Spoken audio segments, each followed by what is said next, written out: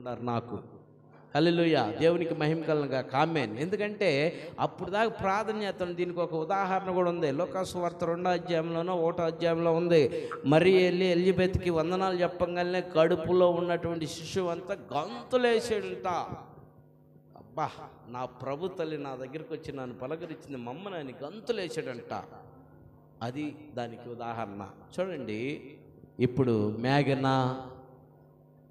మేఘన తీసుకోవాల్సినటువంటి నిర్ణయం ఏంటంటే, నీ కుమార్తెకి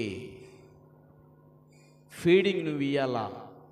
ఆహారం ఏమి, ఇప్పుడు మనం స్వీటు వాటరు ఈ రెండు మనం ఇవ్వబోతున్నాం. కానీ నువ్వు ఇవ్వాల్సిన ఫీడింగ్ ఏంటంటే, ఆహారంకి వాక్యము, పానీయము, ప్రార్థన, ఈ రెండు ఆ బిడ్డకి నువ్వు ఏం చేయాలా?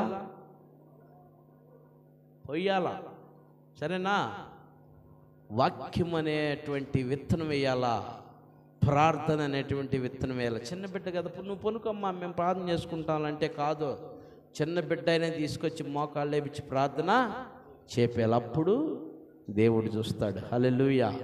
కనుక ఇట్టి కృప ప్రశాంత్ మేఘనాకి ఇచ్చినటువంటి క్యూటీ మొదటి కుమార్తె అబటికి ఈ సమయంలో ఈ రీతిలో హన్నా ఏ రీతిలో అయితే మొక్కుబడి చేసిందో, హన్నా ఏ రీతిలో అయితే సమర్పించిందో, ఈ బిడ్డని ఈ దేవాలయంలో నా కింద కాదు కానీ యేసు ప్రభు కింద సమర్పించండి, దేవుడు ఆ బిడ్డకి తోడై ఉంటాడు. ఇట్టి మాటలు దేవుడు దీవించును గాక.